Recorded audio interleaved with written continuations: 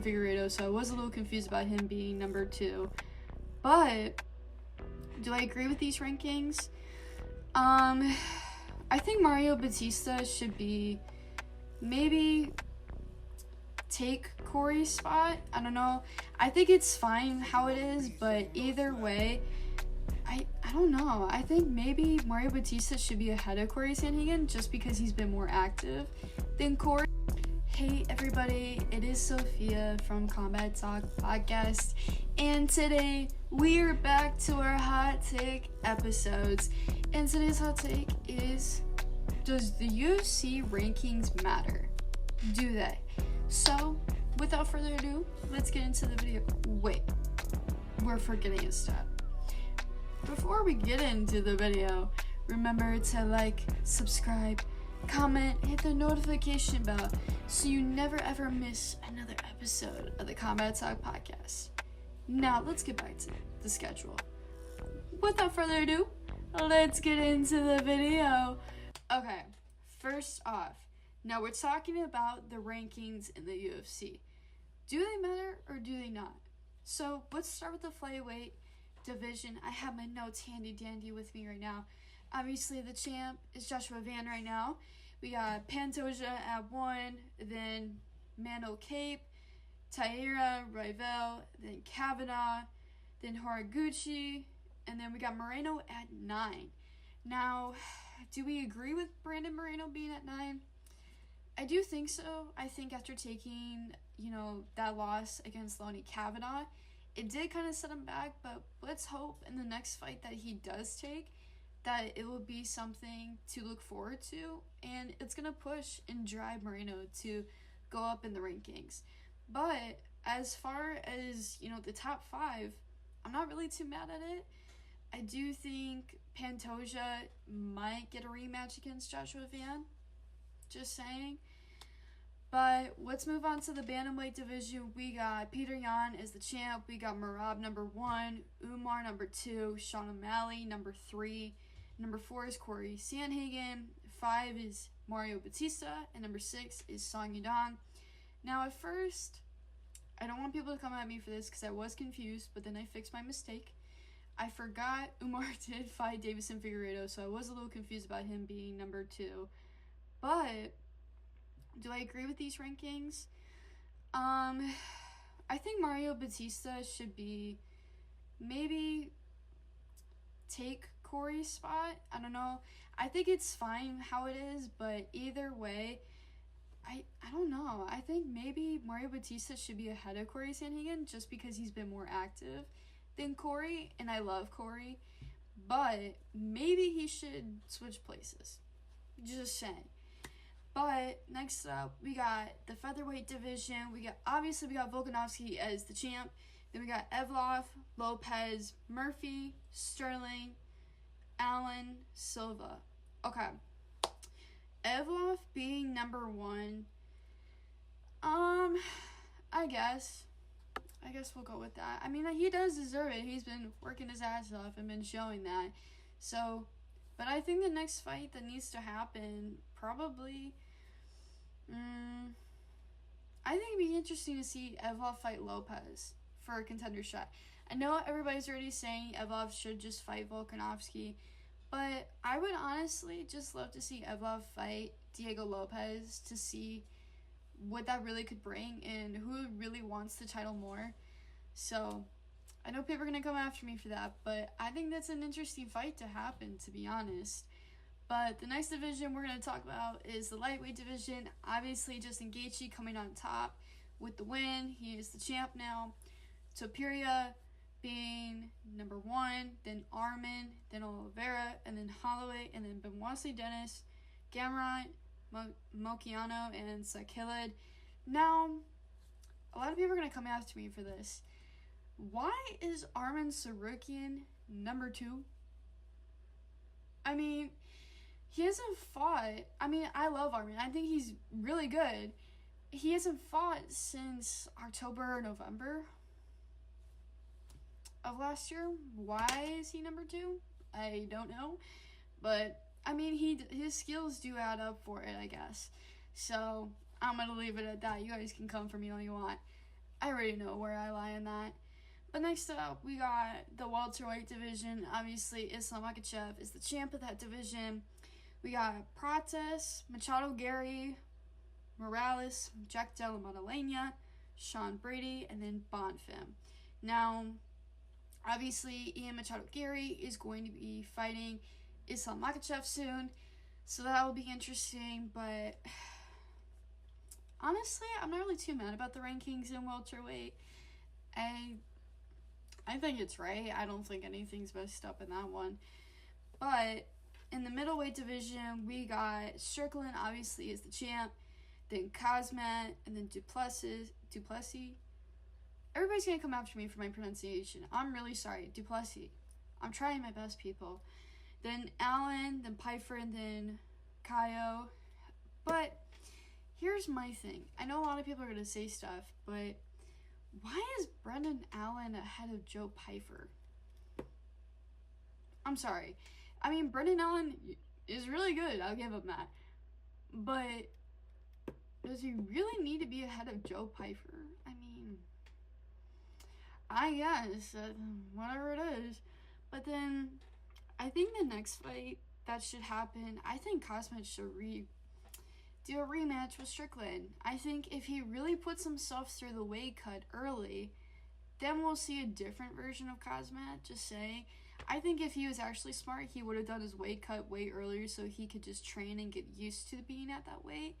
But it also is hard when he's being told he's going to fight Yuri at 205 and then drop all the way back down. So that does make sense. But next up, our light heavyweight division, obviously Carlos Uhlberg is the champ. Then we got Pereira, Enclave, Yuri, Costa, and then Jamal Hill. When was the last time Jamal Hill fought? Exactly. Thank you. Now, I'm not mad at it. I think Yuri should be... Actually, no. Never mind. I take it back. I think it's fine. So, let's move on to our next division. Our next division is the heavyweight division. We got Tom Aspinall. That didn't change somehow. Tom Aspinall's number 1 as the champ. Then we got Strogan, Volkov, Sergey, Pereira, Hokit, Waldo Cortez Acosta. I'm sorry, I cannot talk. Am I mad about this division? I think for the UFC rankings, does the rankings matter in the heavyweight division? I don't really think so. I think because the division is more about being able to, survive the striking and not get knocked out, and who's the biggest knockout star and who's the better knockout star, I feel like the rankings don't really matter in that division. But the strawweight division for the women, we got Mackenzie Dern as the champ. We got Zhang Weili, Verna, Tatiana Suarez, Jillian Robertson, which she is fighting Mackenzie Dern at UFC 330. And then we got Jan. Now, am I thinking the rankings matter in the strawweight division? No. I shouldn't say that. I think unless you're the top 5, then I don't think it really matters. From then on, those girls can just fight each other.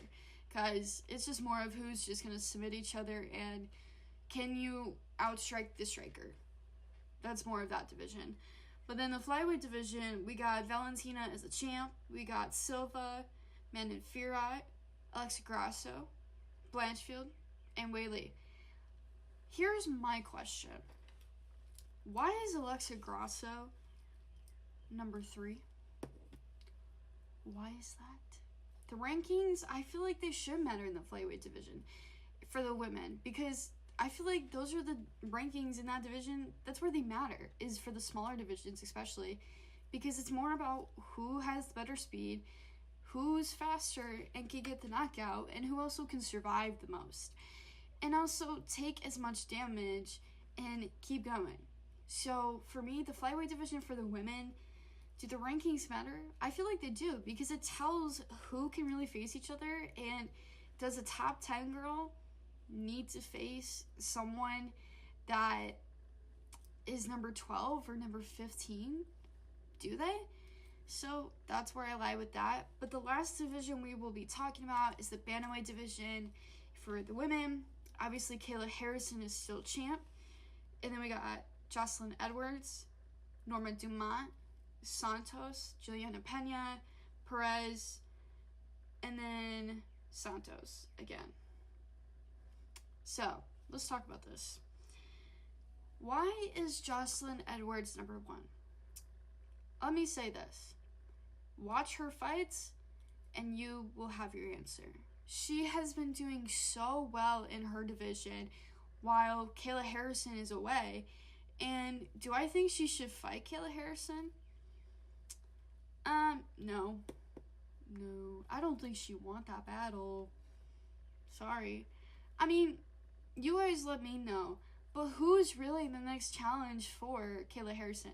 And if someone says Juliana Pena, go away. Because, no. Girlie, no. That didn't work out too well for her. So, but I still think the Amanda Nunes fight should happen with Kayla, because that would probably be the only option for Kayla Harrison. But I also do think the UFC needs to bring back the 145 division for the women, because then she could be at her normal weight and fight. But while we're all here on the topic of this video, do the UFC rankings matter? To a certain extent, I think they do. I think it plays out to the fact that when we talk about the striking ability, we talk about the ground game ability, we talk about who can last the longest and whose cardio is better, then yes. Does the UFC rankings matter overall? No. I think you should be able to fight and prove why you're here, and prove why you're better, and prove why you want the challenge to go against the champ. So, there's my opinion. But as always, I'm your host, Sophia, from the Combat Talk Podcast. And also, the day that I'm filming this, it is Friday, June 26th. I had 2 interviews come out the same day on Friday on the Million streaming channel, so you guys can go check that out. And if you haven't checked out the Dante Leon interview for my jiu-jitsu people, go check that out. And I also know you see the merch.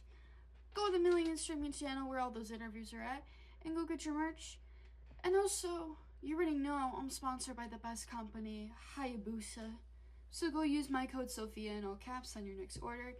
But for now, let me know what you think. Do the UFC rankings matter? And yes, I gave you my hot take about the divisions. You tell me yours and let me know. And let me know what you guys would like to see me talk about and who you want to see me interview next. And go spam that person for the Combat Talk Podcast interview that you want to see. So go do that. Go spam that fighter. Go spam that jiu-jitsu person. Go spam that, host or ring announcer or commentator. Go spam them. Tell them they should go on the Combat Talk Podcast for an interview. Go do that. But for now, bye-bye, guys.